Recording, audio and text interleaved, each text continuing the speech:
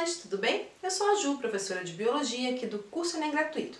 E hoje eu estou aqui para conversar contigo sobre determinação sexual das diferentes espécies. A gente vai falar aqui de alguns exemplos de como o sexo biológico ele é determinado em algumas espécies, em casos mais conhecidos e mais famosos, que podem aparecer no teu Enem e no teu vestibular. Esse assunto, especialmente quando a gente está falando do sistema de determinação sexual humana, ele vai ser bem importante para você entender como que acontecem alguns tipos de heranças genéticas, como as heranças ligadas ao sexo, tanto a herança ligada ao cromossomo X, quanto a herança ligada ao cromossomo Y, beleza? Então vem comigo, vamos começar então pela herança dos seres humanos, como o sexo é definido na espécie humana. Bom, a herança é definida na espécie humana por um sistema chamado sistema XY. Antes de a gente falar exatamente do sistema, eu quero retornar aqui um pouquinho contigo alguns conceitos relacionados aos cromossomos, que vão ajudar nessa determinação sexual. Bom, você sabe que a gente tem dentro de cada uma das nossas células, das bilhões de células que nos constituem, o nosso código genético. Esse código genético ele está escrito no nosso DNA. Dentro de cada uma das nossas células a gente vai encontrar 46 pedaços desse DNA, que constituem o que a gente chama de cariótipo, ou seja, o conjunto de cromossomos ou pedaços de DNA da nossa espécie. Então os seres humanos típicos eles vão ter 46 cromossomos. Desses 46 cromossomos, nós vamos ter 44 que são chamados de cromossomos autossomos. Esses cromossomos, eles vão definir muitas nossas características, entretanto, eles não são ligados diretamente à determinação do nosso sexo. Esses 44 cromossomos autossomos, eles vão formar 22 pares de cromossomos que são chamados de homólogos. O que são cromossomos homólogos? São cromossomos que vão ter, em geral, o mesmo tamanho, o mesmo formato, e eles vão trazer genes para as mesmas características, para as mesmas informações para a formação do nosso corpo. Vamos dar aqui um exemplo. Digamos que nesse parzinho de cromossomo que eu desenhei aqui, nós temos aqui um gene que condiciona a cor de cabelo da pessoa, certo? Então, eu vou ter aqui um cromossomo que veio do meu pai, do cromossomo do par 1, e um cromossomo que veio da minha mãe, do cromossomo do par 1. Ou seja, eles têm o mesmo tamanho, o mesmo formato e ambos falam sobre o assunto cor de cabelo. Entretanto, eles podem trazer informações diferentes para essa característica, como por exemplo, cor de cabelo escuro que veio do cromossomo que veio do meu pai e cor de cabelo claro que veio do cromossomo que veio da minha mãe, certo? Entretanto, vejam, são 22 pares, aliás, de cromossomos autossomos que eles vão ter o mesmo tamanho, o mesmo formato e vão trazer informações para as mesmas características, beleza? E desses 46 cromossomos que nós temos, 2 são chamados de cromossomos alossomos, ou também conhecido como par sexual. Esse par de cromossomos, ele vai trazer alguns genes que vão definir as nossas características sexuais, certo? Esse cromossomo a gente não pode falar assim que eles são homólogos, porque em um dos pares, em um dos sexos, a gente vai ter cromossomos de tamanhos diferentes e de formatos diferentes.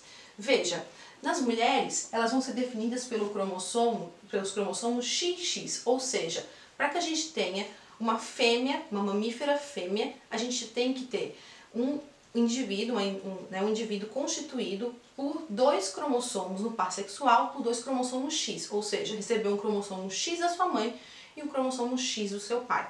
Assim eu tenho uma fêmea. Entretanto, o cromossomo que vai definir o homem, o macho, eu tenho que ter um cromossomo Y, que ele é diferente do cromossomo X. XX, fêmeas, vão ser cromossomos homólogos, mesmo tamanho, mesmo formato. Entretanto, como eu acabei de falar, nos machos eu tenho o cromossomo XY, é um cromossomo diferente do outro. O cromossomo X, nos seres humanos, ele é um cromossomo grandão, metacêntrico, enquanto que o cromossomo Y é um cromossomo bem menor, com um tamanho diferente, então a gente não tem homologia em todas as partes do cromossomo. Aliás, a gente sabe que a parte de baixo aqui desses 2 cromossomos, do X e do Y, do par sexual masculino, eles são homólogos, ou seja, têm tamanhos semelhantes, formatos semelhantes e também trazem genes para as mesmas características. Entretanto, a parte de cima aqui, do cromossomo X e do cromossomo Y, a gente não encontra homologia. São genes diferentes, formatos diferentes, tamanho diferente. A gente chama essa região aqui de região não homóloga. E isso aqui vai ser bem importante, como eu falei lá no comecinho dessa aula, para a questão de heranças, de genes que estejam ligadas a essas regiões. Como você pode ver, se eu tenho aqui genes ligados a essas regiões, provavelmente, ou com certeza, aliás, esses genes vão afetar homens e mulheres de maneiras diferentes, já que não há uma homologia aqui entre esses dois cromossomos nessa região, beleza? Então, voltando aqui, como que é definido o sexo na espécie humana? De novo, na espécie humana nós seguimos o sistema XY. Então, fêmeas são XX, assim como os outros mamíferos. Então, para eu ter uma mulher, uma fêmea, eu tenho que ter uma constituição de um espermatozoide com 22 pares de cromossomos autossomos, mais um cromossomo X, e um óvulo com 22 cromossomos, mais um cromossomo X também. Então vejam, juntou X com X, vai dar XX no par sexual, logo fêmea. Agora, se eu tenho um homem, eu tenho o quê? Um óvulo X, porque as mulheres, como só tem cromossomo X, elas só vão poder produzir óvulos X, ou seja, um óvulo com 22 cromossomos autossomos, mais um cromossomo sexual X. Já os espermatozoides, o espermatozoide que vai formar esse homem, obrigatoriamente, ele tem que ser Y, ou seja, tem 22 cromossomos autossomos, mais o cromossomo sexual Y. X mais Y, XY, logo sexo masculino, beleza? Mas você deve estar pensando, Ju, todos os seres vivos são condicionados dessa maneira? Não. Existem outros sistemas de definição sexual. Outros sistemas que vão levar em consideração tipos de cromossomos, como a gente vai ver, e outros que vão levar em consideração, por exemplo, temperatura.